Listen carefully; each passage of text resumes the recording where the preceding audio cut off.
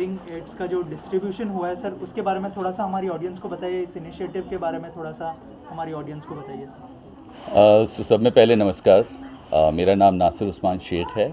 मैं एटॉस का head of HR हूँ और ये जो काम हम कर रहे हैं पिछले 2 साल से हो रहा है। कोविड के दौरान में एक छोटा सा ब्रेक मिला, पर उसका फ़ायदा ऐसा हुआ कि जो 1.5-2 साल पहले हम लोगों ने डोनेशन दिए थे, उस वजह से करीब 100 से ऊपर हियरिंग एड दिए गए बच्चों को। और कोविड के दौरान में वो जब घर में रहे तो कम से कम उसका फ़ायदा हुआ, उनकी पढ़ाई पूरी हुई। आज जो काम हो रहा है वो जैसे किसी एक रुके हुए फैसले पे कुछ सुनवाई हुई है जैसे। तो सब इकट्ठे हुए हैं आज। 35 बच्चे आए हैं जिनको हमने हियरिंग एड्स दिए हैं। मेरे ख्याल से और 100 बच्चों को देने का प्लान है। तो ये सारा काम हम एटॉस में CSR के तहत करते हैं और इसके अलावा भी बहुत सारे इनिशिएटिव हैं। पर इस मौके पर सिर्फ यही बोलना चाहूँगा, जोश फाउंडेशन का बहुत बहुत शुक्रिया, मेरी टीम का बहुत बहुत शुक्रिया। सो ये हमारे CSR की कमेटी के टीम मेंबर्स हैं और ये चेयरपर्सन हैं CSR कमेटी के मिस्टर मुरली। मैं उनसे भी कहूँगा कुछ बात करें। जी, मैंने क्या कहना चाहेंगे इस इनिशिएटिव के बारे में, और जब अमी मैम और देवांगी मैम ने इस इनिशिएटिव के बारे में आप लोगों को बताया तो क्या रिएक्शन था? पहले आप लोगों ने मतलब क्या सोचा था इस इनिशिएटिव के बारे में?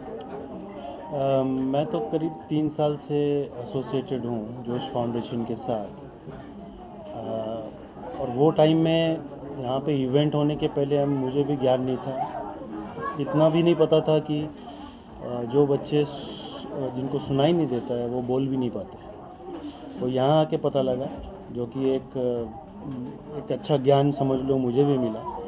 और इनका जो परफॉर्मेंस देखा मैंने, बिल्कुल जैसे आम बच्चे पार्टिसिपेट करते हैं, डांस करते हैं, गाते हैं, वही लेवल पे ये लोग कर रहे थे। कोई उनमें कोई डिफरेंस नहीं था।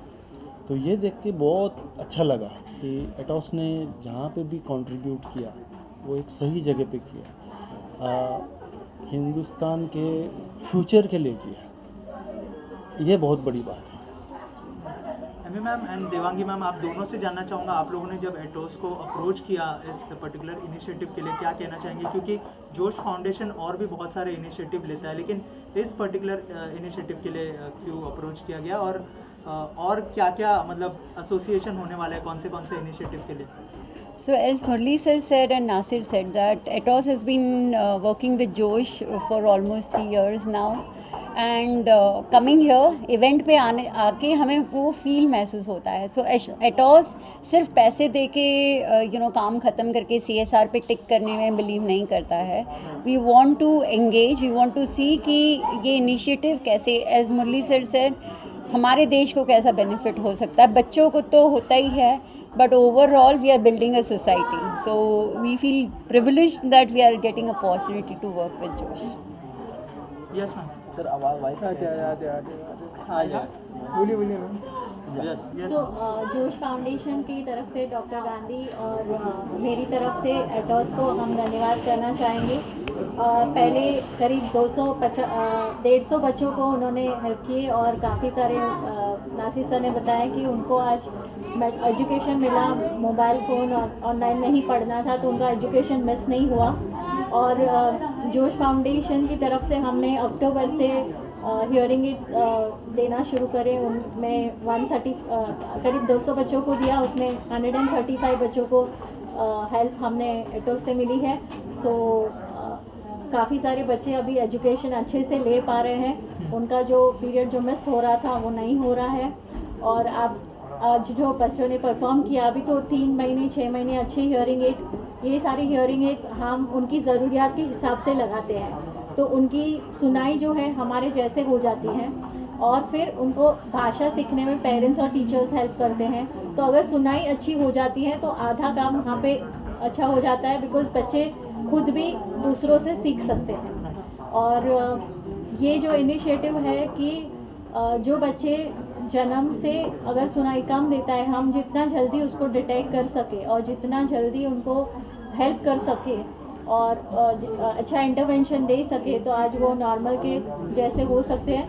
मैं डॉक्टर गांधी को भी बोलना चाहूँगी कि आगे इसके हमारे जो आगे फिर इनिशिएटिव्स है उसके बारे में भी आप सबको बताएंगे। सर आप बताइए, आप हमें बेटर आइडिया दे सकते हैं इस बारे में अगर थोड़ा सा। जैसे कि अभी समझाया आपने, सबसे इम्पोर्टेंट बात है कम्युनिकेशन, क्योंकि कम्युनिकेशन अगर नहीं हो सकता है तो कोई भी जगह पे आगे नहीं बढ़ सकता है। और सबसे ज़्यादा हर्डल ये हियरिंग इम्पेयर्ड बच्चे को यही था कि they were not able to communicate, खाली साइन लैंग्वेज जो भी दूसरे को समझती नहीं है। जैसे कि अभी मैं बंगाली में बोलूँ या चाइनीज़ में बोलूँ तो आपको भी समझ में नहीं आएंगी, वैसा उनका पोजीशन रहता था।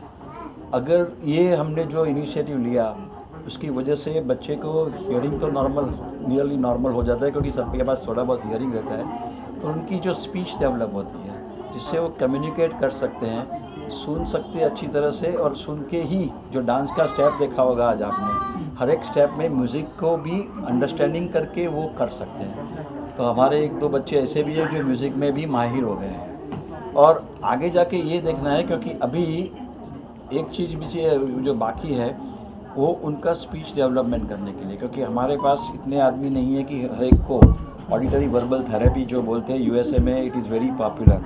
हम लोग ने वहाँ पे जाके वहाँ से भी बताया है, और यहाँ पे हिंदुस्तान में हम अभी चालू करने वाले हैं कि जिससे ये बच्चे after putting on the hearing aid, ये वर्बल थेरेपी से वेदर कॉक्लियर इम्प्लांट उनको डाले या हमने हियरिंग एड डाले, ये बच्चे की स्पीच इतनी अच्छी डेवलप हो जाएगी कि जैसे आपको लगेगा ही नहीं कि आपको वो बच्चे इतना हियरिंग लॉस है। और ये अगर हम अचीव करेंगे, जैसे कि सर बता रहे हैं कि हिंदुस्तान का प्रोग्रेस होगा, क्योंकि ये बच्चे छोटा छोटा काम नहीं करते रहेंगे, ये बच्चे कहीं पे भी जाएंगे, एटोस कंपनी में भी आईटी में काम करेंगे, और बड़ी बड़ी कंपनियों में उनको कोई प्रॉब्लम नहीं होगा, क्योंकि उनको कंप्यूटर नॉलेज, क्योंकि वो डम्ब नहीं है, उनकी बुद्धि विकास उतना ही है, खाली उनको साइकोलॉजिकली नीचे रख के अपन लोग नहीं कर रहे हैं। ये अगर आगे बढ़ जाएगा, उनका साइकोलॉजिकली उनको आगे बढ़ा देंगे, जिसमें एक कॉर्पोरेट जैसे 3-4 कॉर्पोरेट सेक्टर हमारे साथ में है, वैसे हर एक कॉर्पोरेट सेक्टर ये हिसाब से देखे कि नहीं कि खाली 2% देना है तो कहीं पे देखे क्या फ़ायदा होता है कंपनी को, वैसा देखे। बट पूरा देश का उद्धार के लिए जो गवर्नमेंट ने स्कीम बनाई है, उनका धन्यवाद देना चाहूँगा एटोस को कि उन्होंने वो हिसाब से कर रहे हैं। जैसे कि नसीर सर बोल रहे हैं कि सोशल सर्विस में वो इतना सालों से जुड़े हुए हैं, पर सर्विस ऐसी करनी चाहिए कि जिससे लोगों को इतना बेनिफिट होए, खुद का बेनिफिट का कोई देखते नहीं है, और ये होना चाहिए। और हम आगे बढ़ के ये देखेंगे कि यही बच्चे आप 3-4 साल के बाद में देखो तो ये बच्चे कहाँ से कहाँ पहुँच जाएंगे और पूरा देश को आगे उन्नति में लेके आएंगे। ये हमारा डेफिनेट मिशन है और हम इसमें डेफिनेट सक्सेसफुल होंगे। एक